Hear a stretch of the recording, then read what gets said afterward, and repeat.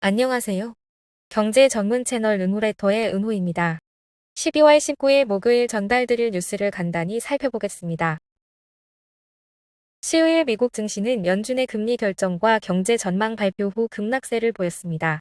선구매 후지불 서비스 업체 세질의 주가가 힌덴버그 리서치의 공매도 보고서 발표 이후 급락했습니다. 비트코인의 급등과 함께 럭셔리 브랜드들이 암호화폐 결제를 도입하려는 움직임을 보이고 있습니다. 새로운 나이키 CEO 엘리엇 힐은 회사의 회복을 위해 구체적인 전략을 제시해야 하는 압박을 받고 있습니다. 메타 플랫폼의 인스타그램은 2025년에 미국 광고 매출의 절반 이상을 차지할 것으로 예상됩니다. AI 스타트업 퍼플렉시티가 5억 달러 규모의 펀딩 라운드를 마감하며 기업 가치를 90억 달러로 3배 증가시켰습니다. 애플이 아이폰 하드웨어 구독 서비스 개발을 중단했습니다. 알파벳은 양자 컴퓨팅 돌파구를 통해 2024년을 강하게 마무리하고 있습니다. 자세하게 하나씩 살펴볼까요? 수요일 미국 증시는 연준의 금리 결정과 경제 전망 발표 후 급락세를 보였습니다. 연준은 기준금리를 예상대로 0.25%포인트 인하했지만 2025년 추가 금리 인하 전망을 기존 사회에서 2회로 축소하며 시장에 부정적인 영향을 미쳤습니다. 이에 따라 S&P 500은 2.95%, 나스닥 지수는 3.56% 하락했고 다우 지수도 2.58% 하락하며 10일 연속 하락세를 기록했습니다. 채권 시장에서는 금리 인하 속도 둔화 전망이 반영되며 국채 수익률이 상승했습니다.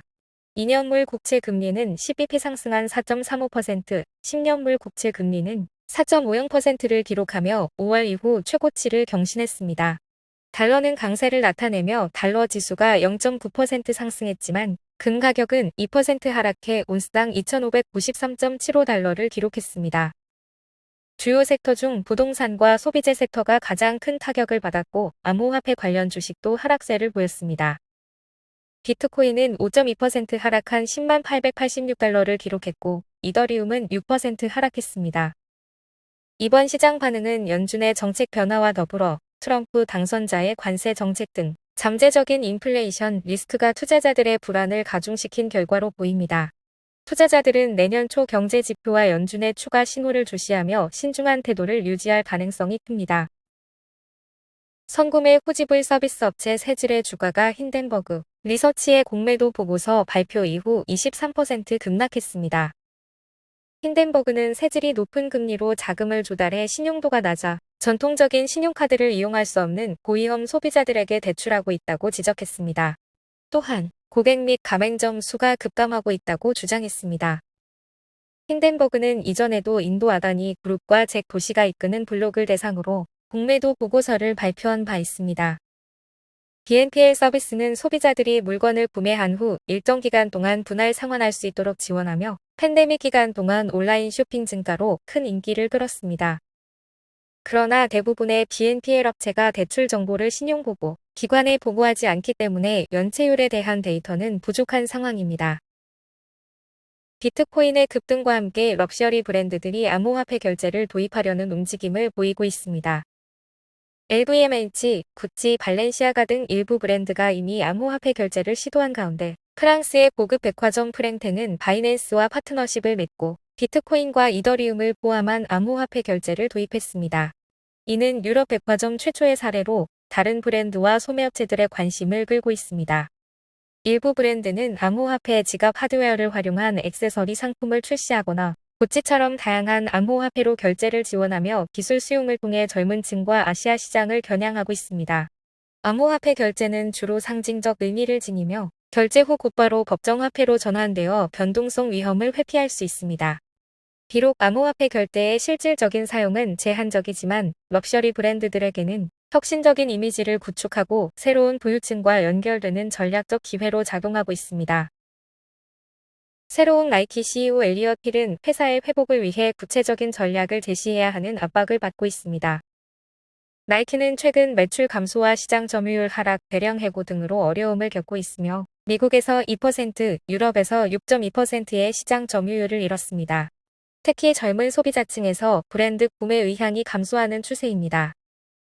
주요 과제는 혁신 강화, 유통업체와의 관계 회복, 그리고 러닝화 같은 핵심 제품군에 대해 집중하는 것입니다. 나이키는 최근 러닝화인 페가수스, 스트럭처, 구매로 제품군에 집중하겠다는 계획을 발표했으며 다양한 가격대를 제공할 예정입니다. 내일 발표될 분기 실적에서 매출은 전년 대비 9.4% 감소한 121억 3천만 달러로 예상되며 주당 순이익은 63센트로 하락할 전망입니다. 나이키의 성공은 전통적인 핵심 사업을 강화하고 새로운 전략으로 소비자 신뢰를 회복하는 데 달려 있습니다. 메타 플랫폼의 인스타그램은 2025년에 미국 광고 매출의 절반 이상을 차지할 것으로 예상됩니다. 이마케터의 데이터에 따르면 인스타그램의 미국 광고 매출은 2025년에 320억 달러를 넘어 올해 대비 24% 이상 증가할 전망입니다. 인스타그램은 동영상 콘텐츠 중심의 플랫폼으로 변화하며 사용자의 약 3분의 2가 시간을 동영상 시청에 할애하고 있습니다. 특히 인스타그램의 숏폼 비디오 서비스인 릴스는 틱톡 및 유튜브 쇼츠와 경쟁하며 플랫폼의 성장을 견인하고 있습니다. 틱톡이 미국에서 금지될 경우 릴스와 유튜브 쇼츠는 광고주들에게 매력적인 대안으로 떠오를 가능성이 있으며 이는 인스타그램의 광고 수익 성장을 더욱 가속화할 것으로 보입니다.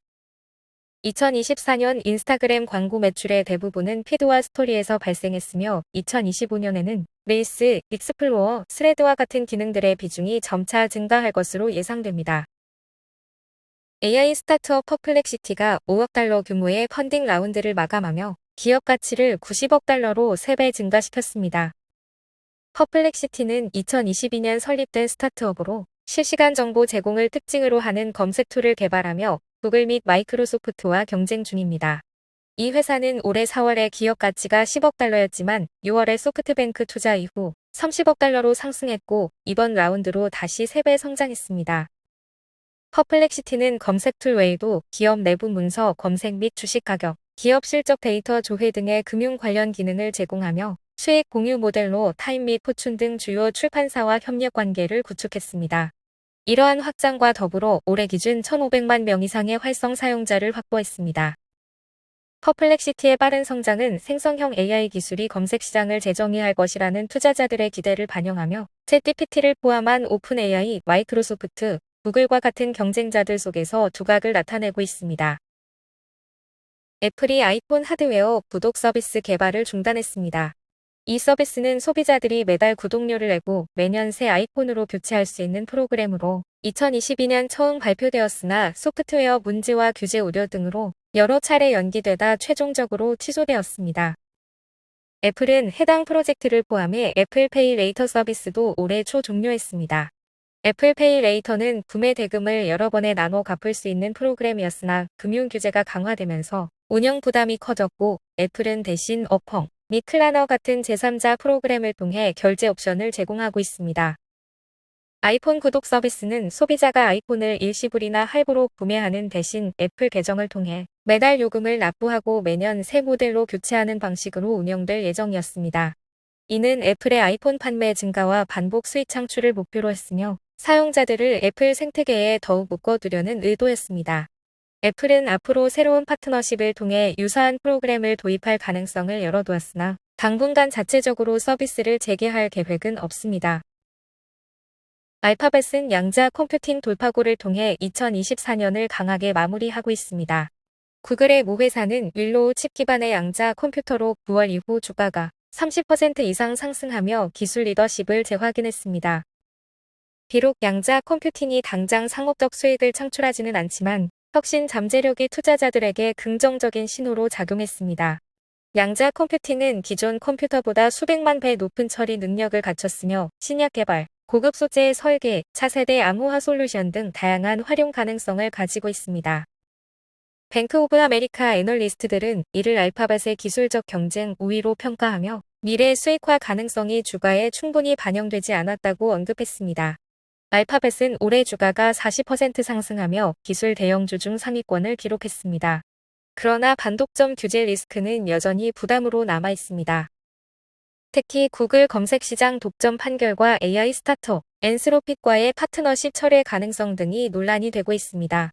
하지만 일부 투자자들은 이러한 규제 관련 변동성을 매수 기회로 보고 있으며 알파벳의 AI 및 양자 컴퓨팅 투자로 장기 성장 가능성을 높게 평가하고 있습니다. 오늘 전달해드릴 뉴스는 여기까지입니다. 들어주셔서 너무 감사드리고 은퇴하는 그날까지 파이팅입니다. 도움이 되셨다면 좋아요와 구독 부탁드립니다.